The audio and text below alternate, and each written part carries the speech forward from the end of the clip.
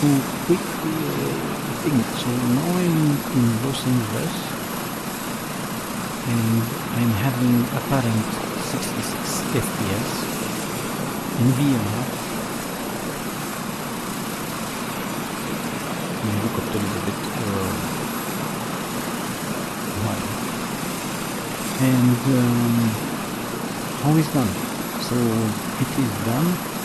First of all, let's see the settings. So if we go to the settings in VR graphics, I have the DLSS super resolution, DLSS for anti-aliasing on quality profile, and it's profile K.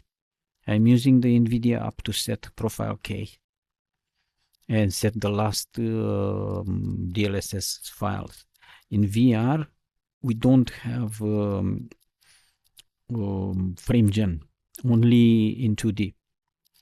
So we don't have. And also, I'm not using foveated rendering because it just messes up the resolution. It's just shit. I have NVIDIA Reflex. I'm always putting boost, but it's disappearing. I'm not using dynamic settings because it messes up all the settings. So you can see I have terrain level of detail to 100, but it can go higher. You will see why.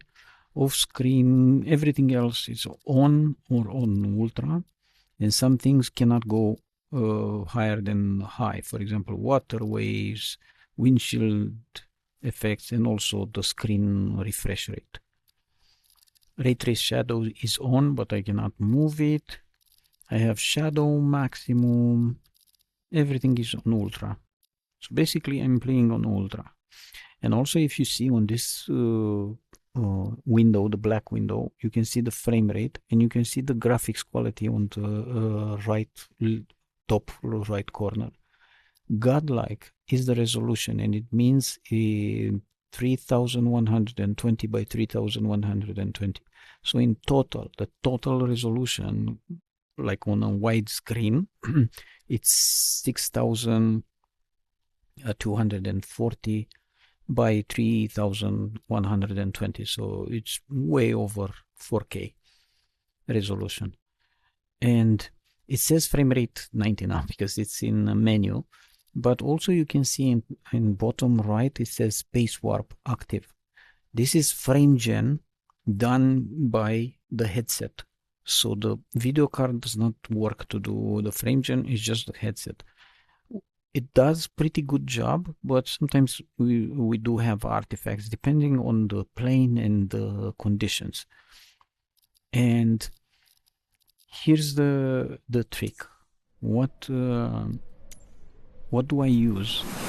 You can see when I'm here, you can see on the top right corner with this screen with a lot of colors. This is the FPS, will show FPS from the game. And in VR we cannot see the whole panel. I'm actually seeing just, if you see the last row, it's the most important. It says GPU menu and it says 11.32 gigabytes. So the last thing I see is the gigabyte and just a little bit after the next row, the next numbers. But basically the gigabyte is the last thing I can see, but on the recording there is a little bit more. So the screen is a bit wider than what I see. But this is how it records widescreen, the headset. So what do I use? Is this? It's a program. You can see it's called MSFS Auto FPS by Hyundai. It's the last version 0448 and it's on GitHub. You can just search MSFS Auto FPS and you'll find it. You install it. It's installing communication mode in the community folder. It's the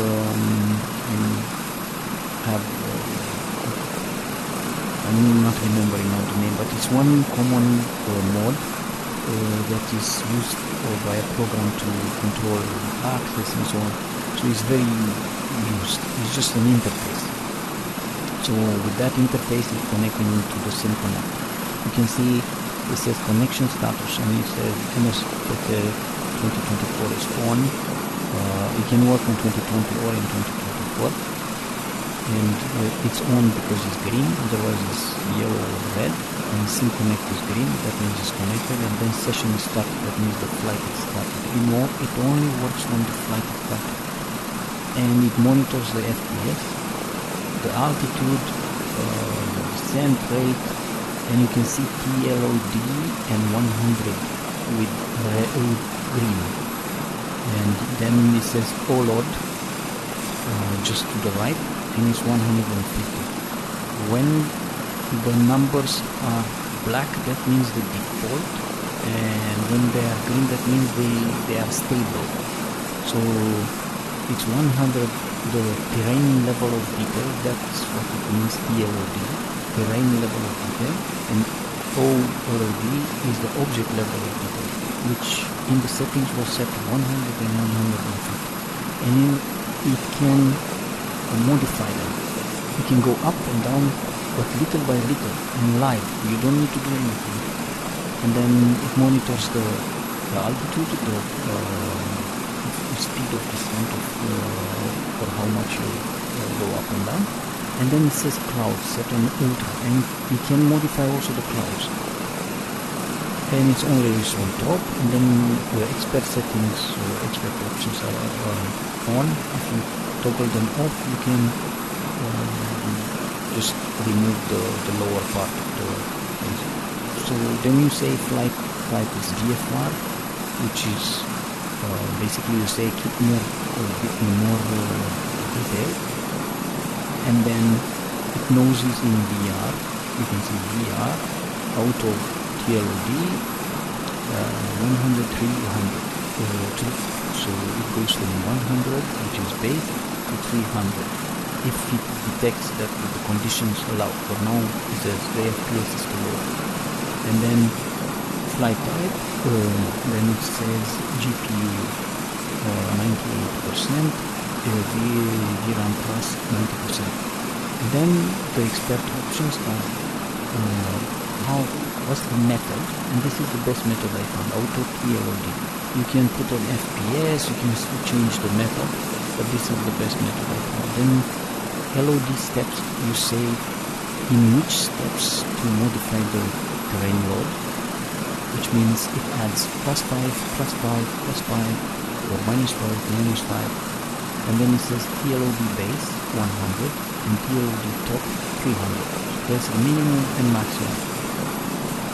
And then it says altitude TLOD base and altitude TLOD top, and this is at 100 feet it should be at least at 100, and at 3000 feet it should try to reach 300, and it will modify on the fly. You don't feel anything. Most of the time you don't feel anything. Sometimes you might feel when it's working, but it's far less intrusive than the hiccups or the stoppers or the lockup the game usually has.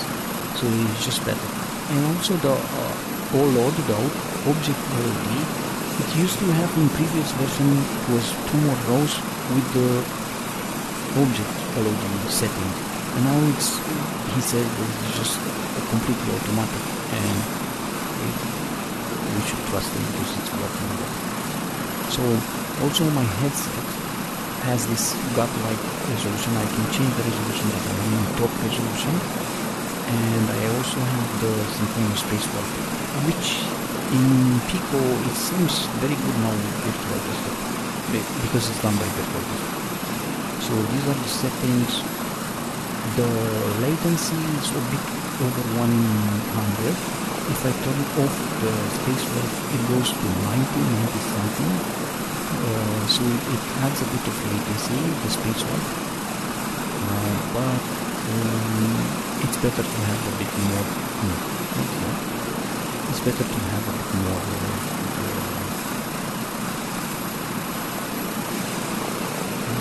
I didn't know that. We can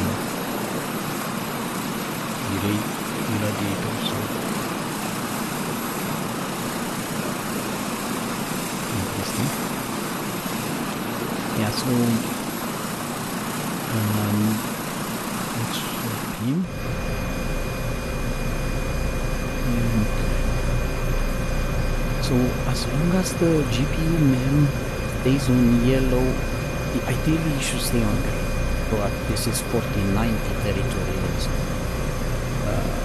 For me, I have 16 gigabytes of RAM and it can use basically 15, and when it's getting close, it turns yellow, and if it goes over, and when it goes over, the SIM will pop a message that says turn off or turn down some settings because you are too high, blah blah. And this is happening when the memory is full. And I choose this helicopter because it's very detailed and it's not really optimized for memory. This is my high performance group, and they don't know shit.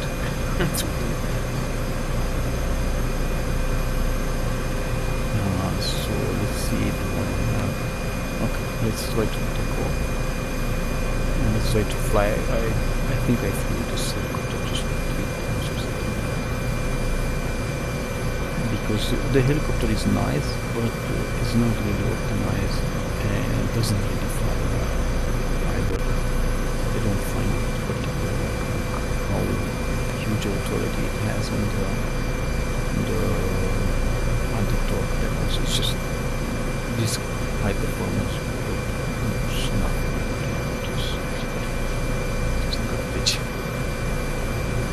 So you can see I'm over the pin down, so it's photogrammetry, and it's actually really good.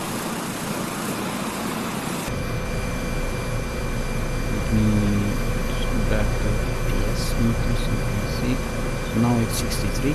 So you can imagine basically the FPS is half, so it's 32-ish normal. It doesn't feel bad at 30, but because there are fewer frames, when you turn the head, it's less laggy but less clear because of the loss of frame, basically frame drops. Like you don't see all the information you will need. You have like a frame here, a frame here, a frame here, a frame here, a frame here, when you turn your head. And this is what's making the sensation that you don't actually see very clear.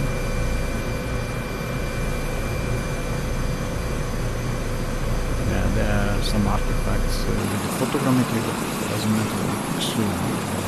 This is bad because it's just and the rest does they don't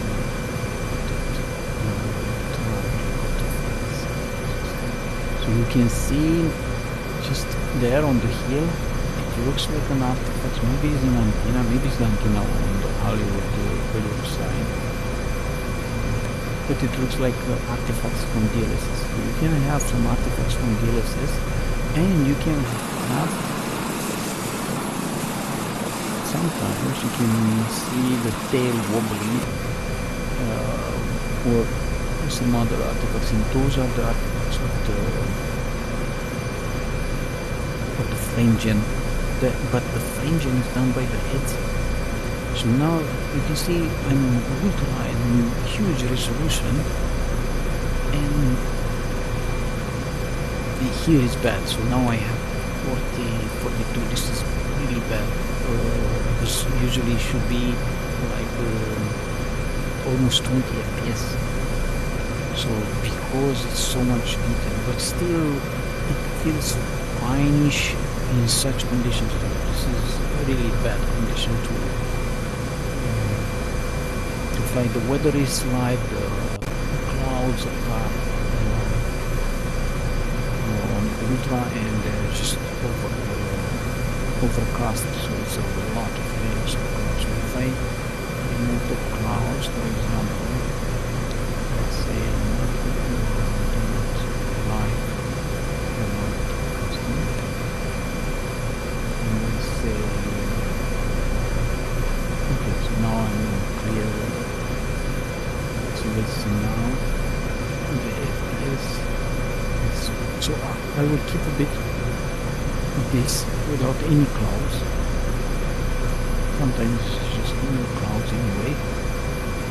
And so we can see the FPS is just such a bad taste. It's beautifully done, but it's just flight mode is nowhere. There is no flight mode, and the systems are so.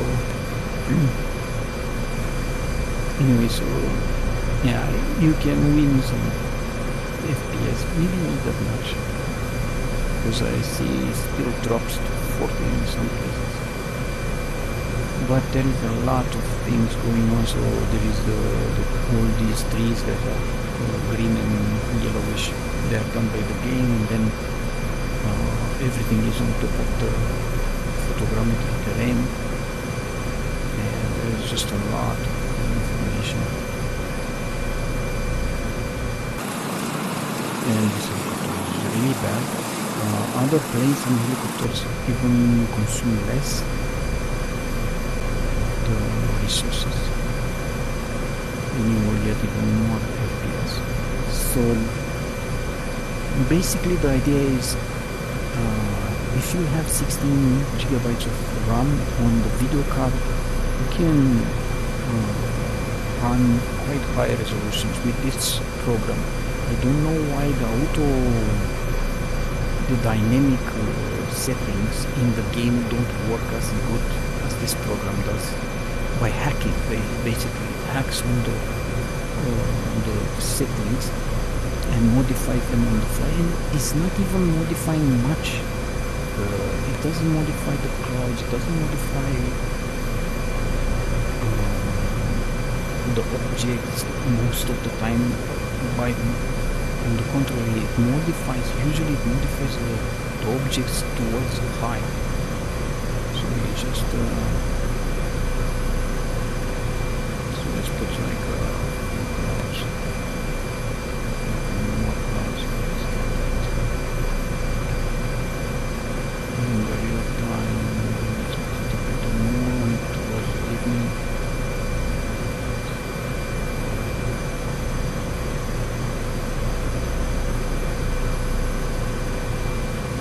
Like this.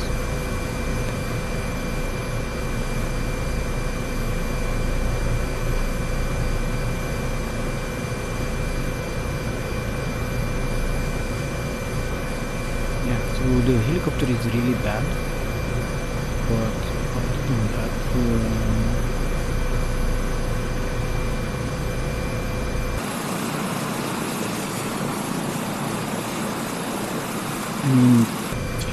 I don't know, maybe this is like something like protection. Is for sure is not very powerful. So if you add too much fuel, I have 25% fuel, and passengers that just wait, but they don't show. Sometimes they show, most of the time don't,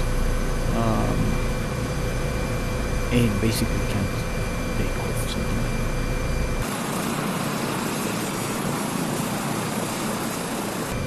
But yeah, these are the settings I'm using with my 4080. So but most of the things is due to this program. Even with a 4070 or something lower, if you don't go to such high resolution, the FPS will improve. Basically, if I lower the resolution, the FPS improves little by little. It's not jumping crazy, but because I lose like 4 FPS, maybe if I increase the resolution, I prefer to have a better resolution, so I can read the screens and so on. So it's like a boat. This helicopter is just going. This is here coming down. It's really unstable. I don't know. Does it have? Sometimes I think also the channels are not on, let's see if I can land back to the building. It's nice that now you can take this in all buildings. All of them have helipads by default. Unfortunately, the helipad used to be better in 2020, and the helicopter was touching the helipad. It's just 20 centimeters. Yeah, especially because this helicopter is quite big. It will be very difficult to land. Very difficult. I'll try. Basically, that's the idea and the techniques. So why I'm testing the landing, because the FPS is bad, then basically cannot land.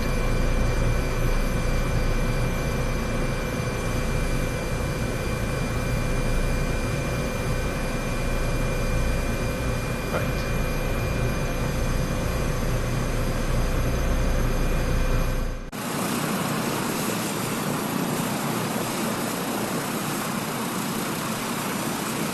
Of course, the city does not look perfect at 100 terrain level to terrain objects level equal to 150, but it's believable. I mean, the buildings maybe reduced a bit, but not by much.